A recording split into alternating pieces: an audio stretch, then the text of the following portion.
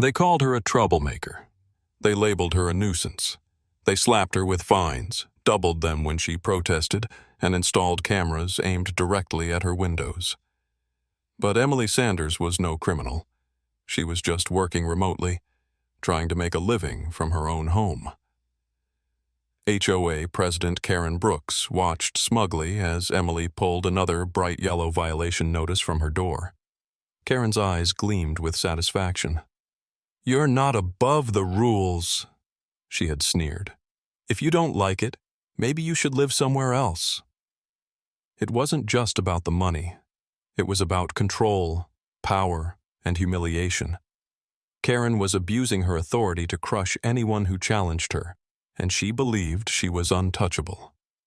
But what Karen didn't know was that Emily wasn't fighting alone. Cameras were rolling, allies were gathering, and evidence of Karen's abuse of power was piling up.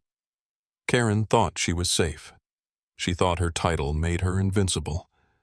But when the truth came out, the fallout was more devastating than anyone could have imagined. But let's start at the beginning. Emily Sanders loved her cozy bungalow in the quiet suburban neighborhood. It was her sanctuary, a place where she could work remotely in peace, free from the noise and chaos of a traditional office.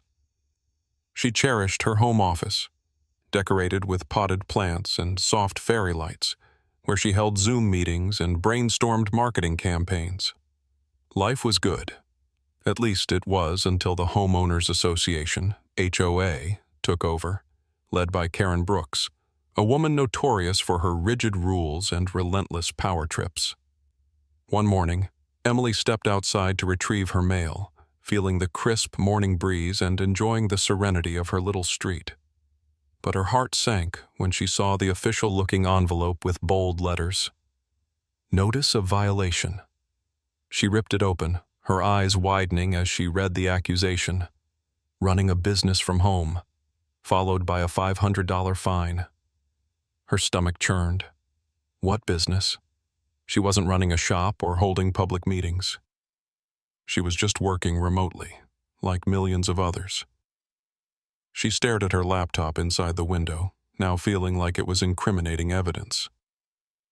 Determined to resolve the misunderstanding, Emily marched to the HOA office. It was a cold, sterile place that smelled faintly of disinfectant. Behind the desk sat Karen, arms crossed, lips pursed tightly. Her eyes held no warmth, only authority. "You're conducting business in a residential neighborhood. That's strictly prohibited," Karen declared, her voice devoid of empathy. "I'm working remotely. I don't have clients coming over. I'm just using my computer," Emily explained, trying to sound calm, even though her heart was racing. "Rules are rules," Karen responded coldly, her face unmoving. "We can't have our neighborhood turning into a commercial district. Either you cease your activities, or you'll continue to receive fines." Emily felt a wave of indignation. This was absurd. But before she could argue, Karen cut her off. "The decision is final, and if you continue to challenge it, we'll double the fines." Her tone was icy, her eyes unyielding. Humiliated and enraged, Emily left the office, her face flushed with anger. This wasn't just about the money. It was about her right to work from her own home. She wasn't breaking any laws, and she wasn't disturbing anyone. Why was she being punished? As she sat at her desk, her laptop now seemed like a symbol of defiance. She realized she couldn't back down. This wasn't just a battle with Karen. It was a fight for her freedom. As she looked out the window, she felt a chill run down her spine. The neighborhood didn't feel as safe and cozy as it once did. She wondered how far Karen was willing to go to enforce her twisted version of community harmony. Emily took a deep breath, her determination solidifying. She wouldn't let Karen bully her, not in her own home. The next morning, Emily opened her front door and felt her stomach drop. Another bright yellow notice was taped to her door, flapping in the breeze like a warning flag. This time, the fine had doubled to $1,000, and the letter was even more threatening, warning of legal action if she didn't cease all commercial activities. Attached was a photo of her house with her office window circled in red ink labeled "Evidence of Unauthorized Business." Emily's heart raced. Who took this picture? Her private space was being monitored, scrutinized. As she stepped outside, her eyes scanned the neighborhood, and then she saw it. A new surveillance camera mounted high on a streetlight, its cold, unblinking eye aimed directly at her house. Her skin prickled with unease. How could they do this? How was this even legal? Her anger bubbled over. She stormed back to the HOA office, her fists clenched, determination burning in her chest. This time, Karen wasn't alone. Beside her sat the HOA's lawyer, his smug grin making Emily's blood boil. "The cameras are for community security," he stated coolly, his voice dripping with false justification. "Security? It's pointed directly at my window. This is an invasion of privacy." Emily's voice shook with indignation. "We're just protecting the neighborhood," Karen replied with a saccharine smile. Her eyes gleamed with satisfaction. "Maybe if you weren't conducting business, you wouldn't feel so paranoid." Emily felt the ground shift beneath her. This wasn't about rules or regulations. It was a calculated power play.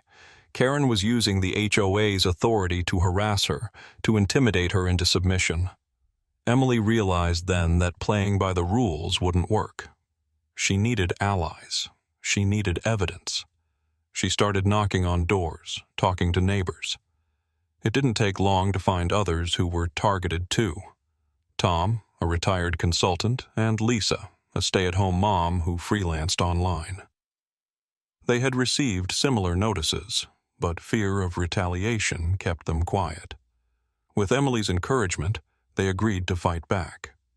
Tom helped her install security cameras of her own to document the surveillance, while Lisa reached out to a lawyer specializing in homeowners' rights. They were no longer alone. Meanwhile, Karen's campaign grew more vicious. At the next community meeting, she stood in front of the crowd, her voice dripping with condescension as she accused Emily of disturbing the neighborhood's harmony. She painted Emily as a troublemaker, a nuisance. Rumors began to spread. Whispers about loud meetings, about strangers constantly coming and going. None of it was true, but the damage was done. Emily could feel the judgmental glances from neighbors as she walked her dog or took out the trash. But Emily refused to back down. Not now. She had allies, and together they were gathering evidence. She was done playing the victim. Karen had picked the wrong person to mess with. Emily, Tom, and Lisa were no longer just neighbors. They were allies, united by a common enemy and a shared sense of injustice.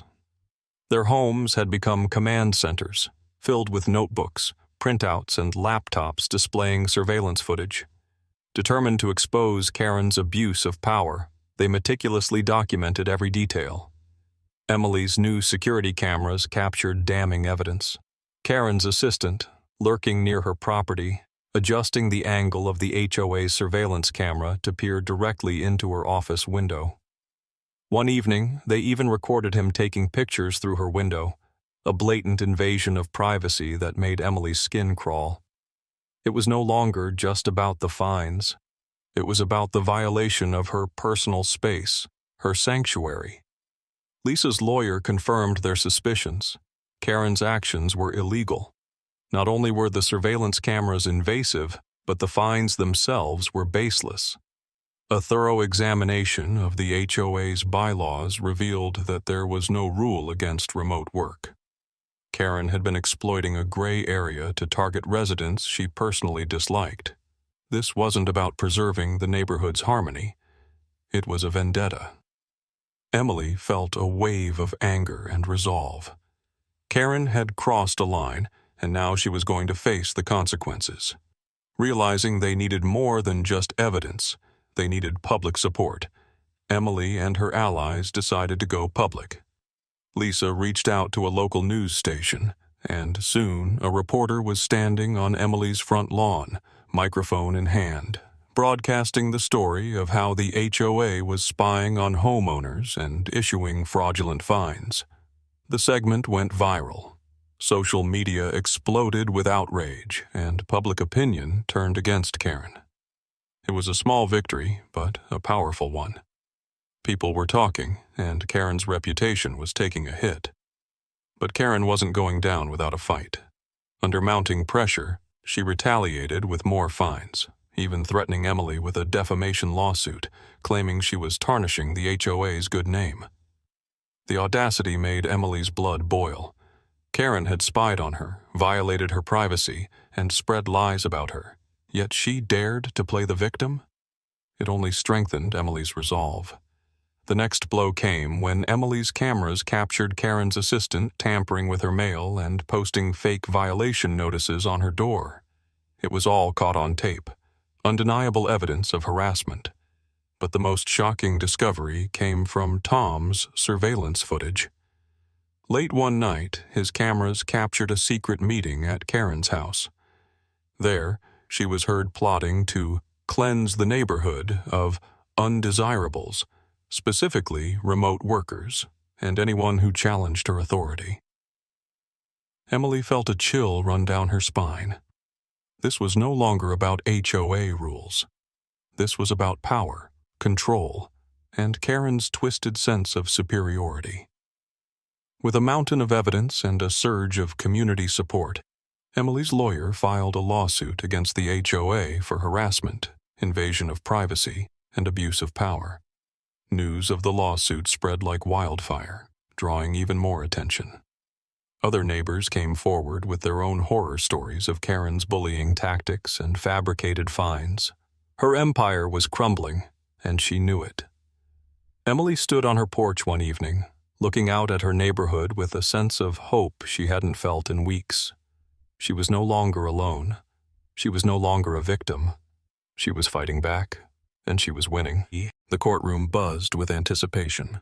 Reporters lined the back wall, their cameras flashing, while neighbors packed the benches, their faces a mix of curiosity and righteous anger. Emily sat at the plaintiff's table, her hands trembling slightly as she clutched her lawyer's notes. Her heart raced, but her eyes were steady, focused on the front of the room where justice was about to be served. She glanced at Karen, who sat rigidly at the defense table, her head held high with false confidence. The woman who once ruled the neighborhood with an iron fist now looked smaller, vulnerable. The trial began, and the air grew tense. Emily's lawyer stood confidently before the jury, his voice echoing through the room as he presented the evidence. Video footage played on a large screen, showing Karen's assistant adjusting surveillance cameras to invade Emily's privacy. The footage zoomed in on him peering through her window, a violation so blatant that the courtroom erupted in murmurs of disbelief. The judge's eyes narrowed. The jury exchanged uneasy glances. Emily felt her pulse quicken. This was it, the moment the truth would finally come out. But the most damning evidence was yet to come. Tom took the stand, his voice firm and unwavering as he recounted the secret meeting he had recorded. The audio played for the entire room to hear. Karen's voice was unmistakable, dripping with malice as she boasted about using HOA funds to install the surveillance cameras specifically to target Emily and anyone else who didn't fit her vision of the neighborhood. She laughed about the power she held, mocking the homeowners who feared her. The room fell silent, the air heavy with shock. Even Karen's lawyer looked shaken. Under oath, Karen tried to justify her actions, her voice faltering as she claimed she was protecting the community. But Emily's lawyer was relentless. He presented the HOA's own bylaws, which clearly stated that remote work was not prohibited. The fines were a fabrication, a tool Karen had used to control and harass residents. Caught in her own lies, Karen's facade crumbled. Her shoulders slumped and her eyes grew hollow. She knew it was over. The judge's gavel struck the wood, his voice firm and decisive. The defendant is found guilty of harassment, invasion of privacy, and abuse of power. The HOA is ordered to remove all surveillance cameras immediately. Karen Brooks is hereby removed from her position as president and fined for her unlawful actions." As the judge's words echoed through the courtroom, a cheer erupted from the crowd. Neighbors who once feared Karen now celebrated her downfall. Some clapped, others hugged, and a few wiped tears from their eyes. Emily felt a wave of relief and vindication wash over her. She had stood up not only for herself, but for her community. She turned to her lawyer, who smiled warmly and whispered, "You did it." Karen stormed out of the courtroom, her face flushed with humiliation. Her reign of terror was over, and the neighborhood was free from her tyranny. The HOA was restructured under new leadership that promised transparency and respect for homeowners' rights. Emily returned to her home, her sanctuary, free to work remotely without fear of surveillance or harassment. Her victory became a symbol of hope and courage. Neighbors approached her with gratitude, inspired by her bravery. Her story spread, empowering others to stand up against injustice. Emily learned that even the most powerful bullies could be defeated when people stood together. As she sat at her desk, the sunlight streaming through her window, she smiled, knowing she had reclaimed her life, her privacy, and her freedom.